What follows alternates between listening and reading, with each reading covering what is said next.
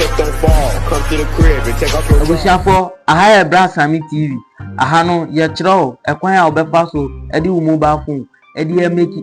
sika e online 2025 na say first time I will share channel we ya message subscribe to channel we na wa share this channel we in case say the new update bi aba obetimi ade enya bi follow me our bla ye ba platform so na platform we no ya tuni din say JumpTask say ka say JumpTask ye app bi a generating a lot of money at the amount for online at the same time so etimi nto abo ankofo bebre ma o matimi ade enya more followers oh YouTube through this platform it is a way beginner make sure so be follow this step by step way send be ya obetimi ade ati ase na won hu ekwan obefa so ede e de enya sika free platform so na won hu ekwan obefa so de enya followers so e de free platform so nti follow me abla me do ba be ko tutorials no na wati ase ye na ekwan platform ye de efa so di ni duma ne se oba da 3 dot na e wo top anu se na unya ko boss se ya ya de a je wo ni earnings e wa hanu se je wo earnings wa se je wo web 3 mission enu so wa se ye leaderboard any our referrals any our bonus sa nyama 5 way na business platform here e fa so di njuma nti follow me our bra me do ba be step by step na watimi ade ati ase so yanko ye be sha ase every day earnings no e ya de a ye wo Google de ede e wo ho no ina ubenya Binance nso de ede e wo hanum say at the same time so ubenya gaming so de wa ubetimi so ahwe videos na at the same time so when your passive income and also from another platform ni na we na ede eye adwuma ni na e kwan be so say in case e dia o pese o hwe video we e wo platform ni so a e ade utimi ko hwe video ni ya automatically ubenya $0.01 e wo platform ni so nti yen say e ko hwe video we so na hwe kwan platform ye be fast di ni dwuma eno anse obebo we so ubo su say a ade a prompt bi a obetimi ade a follow send e be a obetimi ade e de enya da musika na free platform ni so na ya ade prompt na say instruction no ene ede e wa anu say dia take the offer and na wako oko YouTube ono ma na wako akobo dia top air flyers 2025 on YouTube into oko search wo ono ma obehu say those kind of we na ede e wo ono na e kwan be so okobo I have agreed to term and conditions na unya boss say na no about start they automatically e do be ko YouTube straight e do be ko YouTube on straight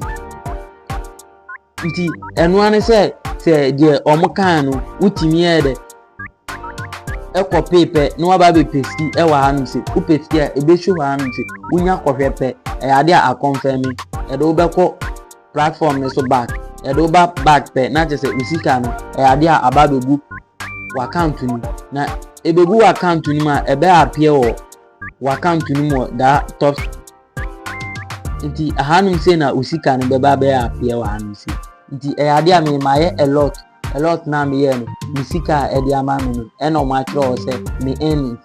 earnings no menya $0.33477 nti no ade a wo be convert sesika we na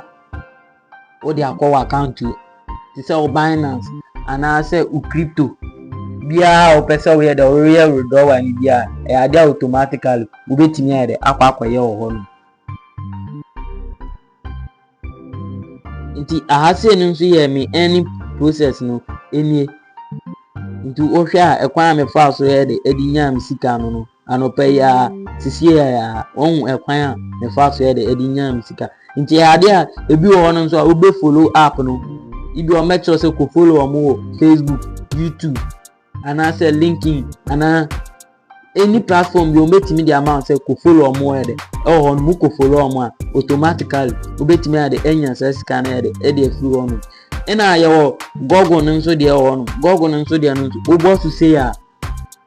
boss to say ano nso ye wo ho instruction say bi abecho say ko na ko search for ibia keywords bi nti keywords no o metimi ama say bi a unhu a ibia find the website in the results nti obebo ahanum say na obebo aha say na obebo no unya boss say na ebetimi de baby na ese like example say nti keywords na or say the searching keywords ni utimi be search that kind of keywords we na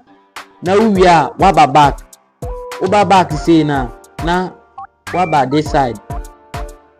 side na that keyword na ukokonya na why the waba betre the ahye ho no say unya betre keyword ne de sha no say a eno anu no automatically we are no abebo ahanum say ntunya mbo wie na ukona ukoye those kind of that keyword ni research ni de ewie pe we are no aba back na waba betre keyword ni de ahye ha say obetre de sha say na we are wabo o submit unya bo submit pe eno anu no submit pe eno anu no because of ye coin ya nkoye because ye pen intent ni antimi ankoye research no into right from there no waba back into waba back no nso enye no nkwa ye o Binance nso de de honum at the same time obetimi so connect with another platform and any passive income and also another platform bi ono nso betimi ade afa so de anya usika and also e kwan be so obosu say pe automatically ebetimi agene ebetimi de wako another platform bi so and start nti yenko back na enhwe e kwan jump app na ade afa so di ni juma at the same time your leaderboard no nso no e ya ade a ede no nkrofo no they want to tell me that I'm making huge money our platform with so then you pan so any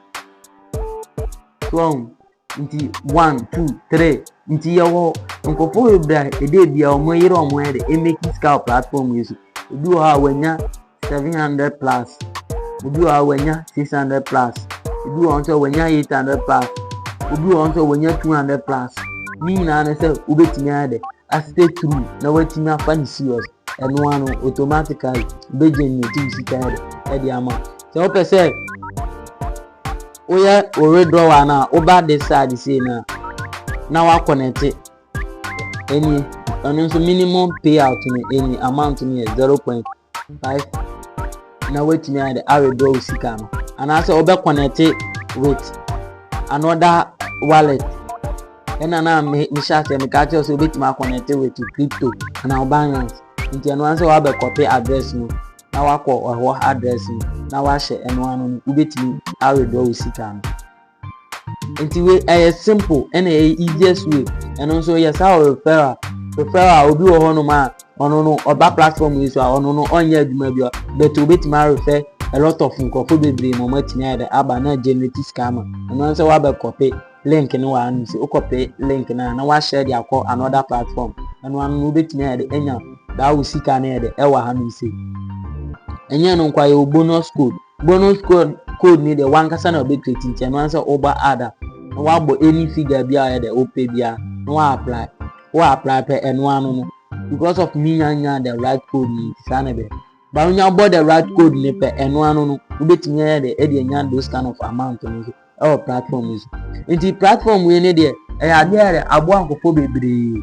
at the same time platform ni idea one kasa obetimi create YouTube account and also TikTok account and our Facebook account e about this platform so nanka one kasa what the kind of amount e afoso nti anytime bi ankofo e be call taxes ni akwaye adwuma bia idea san ankofo no omu betimi akwa follow straight YouTube and our Facebook and our TikTok nti idea platform etimi abo ankofo bebre amo matimi ade make scale online tini na to obetimi ade hard nkwan dia my brother and why you ready to go.